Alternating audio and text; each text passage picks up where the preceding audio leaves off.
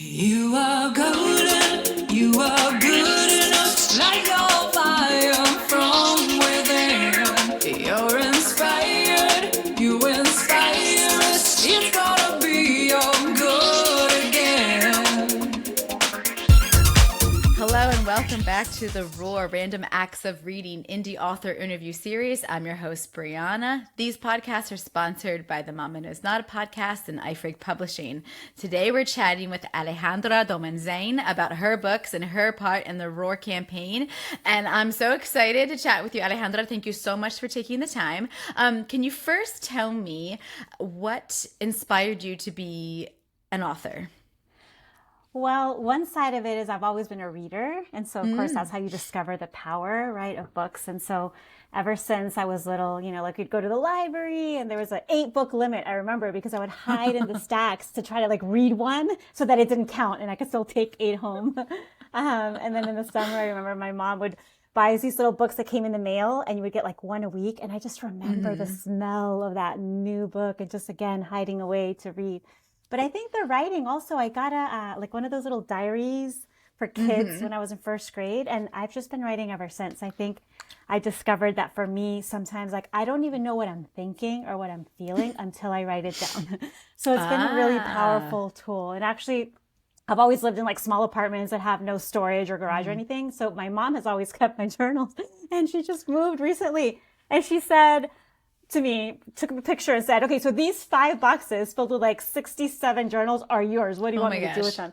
So yeah, so I think I just started, I never stopped. And, then, through life's path, I got involved in a different career and it was making social change. And I think I focused a lot on a lot of the other traditional tools for social change, education and organizing and changing laws and things like that. And I think it's only recently I've kind of come back to understand the role of art in change, which is really powerful. I think that's actually how human beings work. I think we think we're very rational, we present our arguments and our statistics and our charts, right? But really that it does nothing in comparison to if someone you actually feel something, right? And I think good art can do that. It just gives you this experience. It's not dogmatic, it doesn't have an agenda, it's just look, and then someone hopefully just is touched by it and, comes out differently and maybe their actions are changed by it. And so anyway, so I think I got to that point where it was when our 45th president was elected and I was just feeling this anguish, as someone who cares about social justice, as an immigrant rights advocate, as a mom, as someone who was a teacher as well, just feeling we need this, we need the counter narratives. And so, yeah, so it's just it just felt natural to suddenly think okay, what stories do our kids need to hear that aren't there? And so that's what I wanted to do. I wanted to kind of fill that gap, but what I would want as a mom or as a teacher or as someone who cares about these issues. Yeah. Yeah, if not you, then who? There's that adage. And then I think it's really important. You touched on something that's very prevalent throughout human history is the reflection of art in response to society. So whether it's political, religious, social, anytime there's a major moment in history, there's also an art movement that follows again. And it could be look at Picasso, you can look at Monet, you can look at some of the French literature and Spanish literature, English literature, and what was being written. So I think that's really interesting how you kind of pointed that out. Yeah, and actually in the book, right, the character, this young girl, and she's undocumented and she starts, facing a lot of obstacles and seeing what her dad is going through and at work. And she actually uses the power of storytelling to make social change. This is one of my favorite parts of the book is that it's a tool to then capture people's story, right? It's this tool to connect with others. It's a tool to tell people, look, this is this is the reality. Is this what we want our country to be, or do you want to be different? And if so, what do we need to do to get there? So there's not a lot of books too where you see the power of writing in social change, right? In civic participation, in connection with others. Yeah. Absolutely. So tell us a little bit more about your book. What's the title, this character you've created? Go dive right in. Sure. So it's called For All, and it's bilingual. So in Spanish, it's para todos.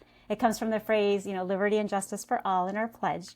And so it's a story of a young girl and her dad, and, they have to leave the country where they live, which is just really painful. That's where their memories are. That's where her mom is buried. And so they cross the border, and, the girl has such high hopes because she's seen on TV this amazing land where, teeth are white and justice is served and, everyone has opportunity. And so she's very excited, and, they very quickly, understand they were given these papers when they crossed the border and have a big red X, and the dad won't explain it to her. He wants to protect her, but she kind of knows from school, red X's usually are bad. And so through the story, starts to kind of unravel like what it means, the fact that they don't have these, the right papers. And so you see her obstacles and, getting to school, being accepted. You see learning the language, of course. You see the father can only do these very low wage, dangerous jobs, and he can't speak up because that's the reality, right? And that's what I've actually done for 20 years is work with low wage immigrants. And it's just so, I feel like we've kind of normalized it that all these millions of people can't say, this is dangerous, I won't do it. Or this pay is below the legal minimum wage. It's not fair. You can't do something as basic as that because your whole life can be ripped apart, right? You could lose everyone you love and everything you've built. So there's a lot of books that have like an immigration narrative about like, oh, it's so hard, the transition, all this. But I think what makes this one unique is that she says, you know what? No, this is not good enough. How can we change this? And so she starts, a teacher had given her a green pen to say like, write what you feel, write your stories, connect with others. And so she uses writing and stories to really like organize a group of people and to say, hey, we need to vote for better laws that are more fair to young people, that are more fair to workers. So that's kind of where it ends is I try to draw in the reader a lot. Like, what do you think is fair? What would you vote for? Or if you had a green pen, like, what would you do with it? What's the thing that is like burning in your heart, right? What's the dream that you want to see? It doesn't have to be immigrant and worker justice. It could be climate change. It could be animal rights. Like anything that you care about, there's something you can do, through art or through something else. But I think that's my other kind of hidden agenda is I really, really, really want kids to get that message from us. I think too often we ask them like, what do you want to do when you grow up? And really what we're asking is like, which of the jobs that we have presented to you as feasible will you choose to earn an income, right? That's really what we're asking. And that's not the question I want. The question I want is like, what breaks your heart? What inspires you, Yeah. And there's always a talent or an interest that you can do, if you're an artist, if you are a coder, if you're a cook, like whatever it is that you naturally gravitate to, there's a way for you to apply that to advance something that's meaningful, right? So that's another message I think we don't get. We think like only the really loud, like outspoken people are going to be like, I don't know, leading a march or something. But no, you can be the quiet, introspective one who talks to people and helps them feel comfortable and understands their issues, right? Yeah. Any personality trait, any interest you have can be put in service of something that you believe in. Absolutely. I think that's so great. I like how you have those colors in there kind of as a nice little imagery of like red means no and green means go kind of thing. Like, yeah. And in the illustrations, actually, they're all black and white. They're all black and white. Wow. And the only colors are red and green. And so it's kind of trying to pick up on that theme. Yeah, look at that. That's look at me picking up on it. You did. So which age group is this book best suited for?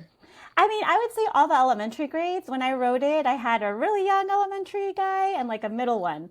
And I think for the younger grades, they will follow the literal story of this girl and her dad and what happens. And I think for some of the like upper elementary, you can make really great connections to history and policy and, kind of the world. Yeah. So it's one of those tools that it really depends on whose hands it is, how far you want to take it. Okay, that's pretty awesome because then you can kind of like build on those like blocks of the story. Yes, and it actually has in the back like about the issue, like a little, so you can kind of connect it to the real world. So I meant it also to be a resource for educators as well. Well, and I think that's really important because immigration looks so different for every family. And that's the most dynamic thing about our immigration system in America is that it doesn't make sense. In my opinion, that is my opinion. In a lot of ways, it doesn't make any sense. So I love that you're tying it back to like a real life thing that is very unique in every situation and getting kids to question maybe we need to think about this differently. And the other thing too is that actually reflects the reality, right? A lot of most of the people in the immigrant rights movement have been young, undocumented folks, right? That got DACA and these things. It didn't happen magically. It wasn't handed to us, right? It was like young people that fought for it. And in a lot of other movements, gun reform, climate change, right? It's the young people that are really in the forefront. So, I mean, why not reflect that? I feel like we have a lot of books about historical struggles and wins, which is awesome, but not enough about, oh my gosh, did you guys know it's happening today? Do you know that this is something you can get involved with? That's so powerful.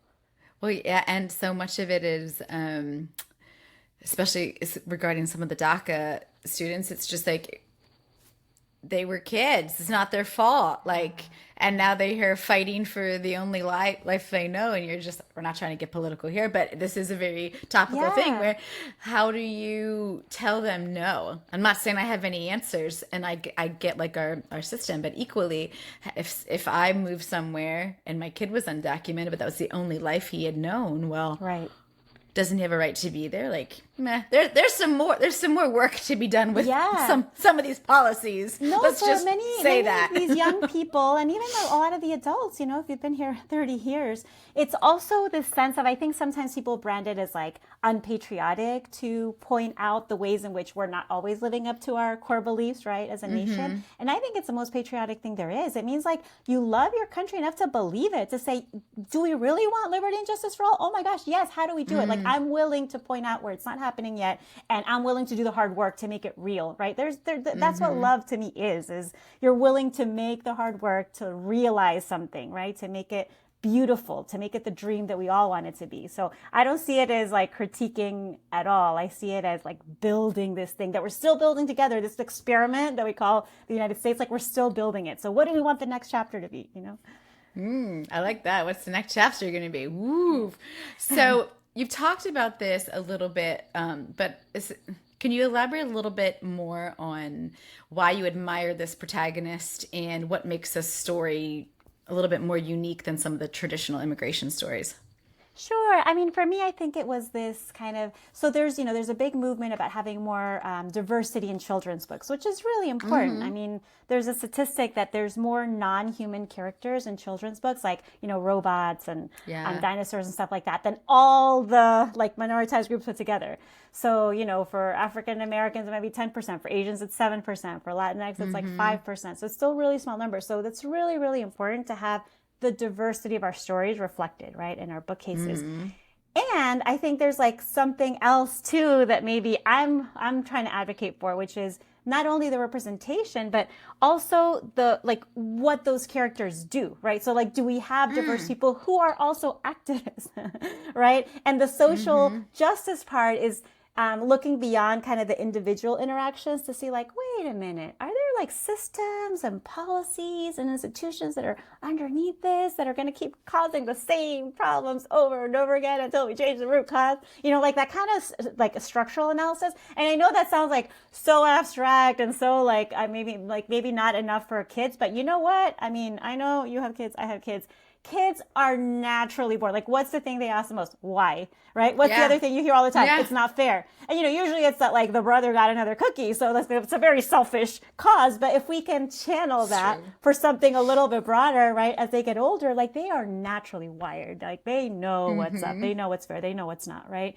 And so I think that's the other thing that I wanted to do in this book is really point to, it's not just like just the weather that it happens and these characters end up in the situation. No, there's like the same way we can make a bad law, we can make a good one. It's on us. And so I think actually it's very empowering when you see a character, and especially a young person, saying, oh my gosh, I can like talk to people about our experience and maybe it's going to change the vote and then maybe it's going to change the whole future. And it actually happens in real life. Like I've had the privilege to see it, right, in my career for the last 20 years. And so it's, I want kids to know that that's part of their power, and not only that they can do it, but we need them. Like I want them to feel invited to do that for whatever it is that they believe in. I love that. Is there any other books that you have completed, or is this your first one? This is my first published one. I have my next one that it's in process, and I'm super excited about it. So hopefully I can talk to you about it next year. Awesome. I love that. So for something like Roar and the Golden Ticket to Literacy, what does it mean for you to be involved in this kind of project? I just love any project that gets more books into schools, right? That gets kids excited about reading. And I think with this model, they're focusing on indie publishers, which is a big deal. because of the publishing industry, there's like the big ones and they kind of have the pipelines to the schools and the libraries and the reviews and the journals. And so when you are published with a small indie publisher, you're kind of this alternative universe that like no one knows about you unless like you do something about it.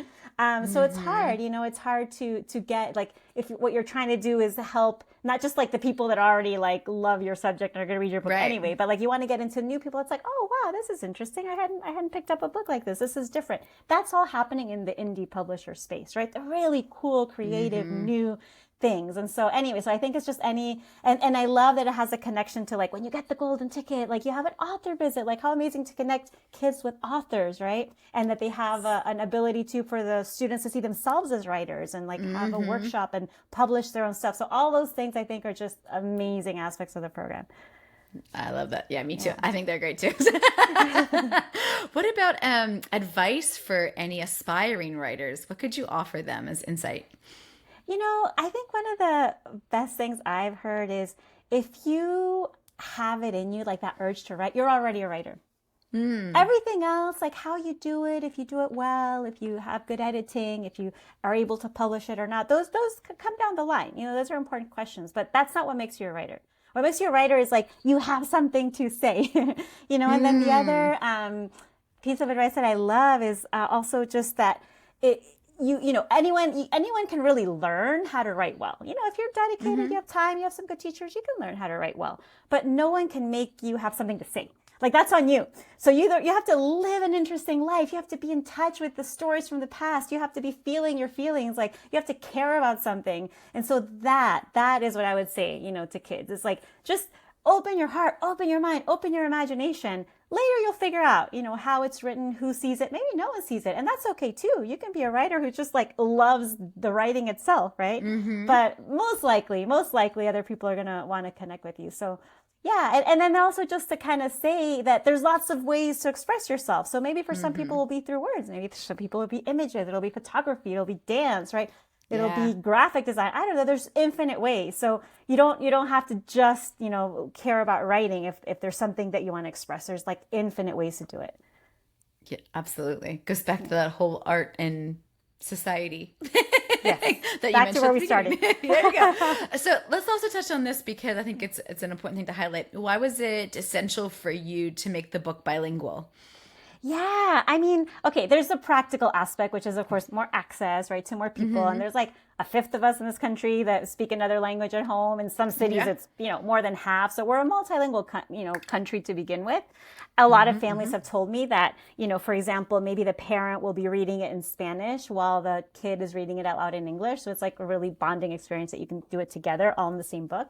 That's cool. But yeah, I think just the philosophical part too is like, oh my gosh, like this is a resource speaking other languages. I think like we're one of the few industrialized countries that like we don't teach another language in our public schools. And then we wait until like high school or something when it's really hard. And why would we deny ourselves of that? In fact, a lot of kids that have one or two more languages at home, and then they're stripped of it because they're not supported at school, right? So I think it's also just important to say, like, you could almost turn it around, right? Like for people that are only publishing in English, like you could ask them, like, why would you choose to limit your book to just one language, right? So I love the idea that, that we just keep our languages alive. And I don't know, when I read it in English and Spanish, it's just a different feeling also. I think for people that are bilingual even, it's cool like to be able to have both things, both of their worlds, represented. Yeah, absolutely. I do. I try to buy my kid books in Spanish. I'm not fluent by any means, but we are very adamant about him learning another language. So we're starting now. Great. Doing what we can. Yeah. So where can students, educators, and parents find out more about your book? So there's a great website where I have a lot of links and I have like more information to things that, can be resources for teachers, etc. And so it's, it's like www.forall-para-todos. .edu, but you can order it pretty much anywhere that you order books. I always encourage people to buy it from either the local bookstore that they want to support or like bookshop.org because they also give money back to independent bookstores. So it's nice. It's like these are things that we want to keep supporting. Oh, I love that. I Yeah. didn't know about bookshop.org. I'm going to have to look into that. One more thing on my to-do list. Yes, it's a good one. Is there anything else you'd like to share with us today, Alejandra? No, I'm just really grateful that you're doing these podcasts and that you're supporting the program. And yeah, I think just for parents or, educators, I think that would be a really good message to them is don't just stick to kind of the mainstream books. Like it's worth it. Like take a few minutes and look, there's a site called Social Justice Books that has listings and you can sort by reading level, by age, by topic. There's so many amazing resources out there for compiled book lists. So like go outside the beaten path and you're gonna just gems. There's like I'm in this amazing community in the Bay Area of just independent children's book authors that are doing such gorgeous, like just jaw-dropping work, and you miss it if you just kind of look at the main like top 10 things that are like by the big publishers. They're under a certain pressure, right, that they have to sell a certain volume of books and have kind of a guaranteed audience, and so a lot of the really like experimentation and just variety and fun and imagination like is happening in other places. So don't forget to look there. I love that. And I think that's what I did with my kid. I've tried to buy as many like indie books as possible. I have a list that I have to buy after these podcasts. Cool. I love it. Just keep on at it on. Anyway, I'm Brianna. This has been another interview for the Roar Indie Author Interview Series. I hope that everyone out there is learning something and having all the fun that they can reading and writing. You don't have to read between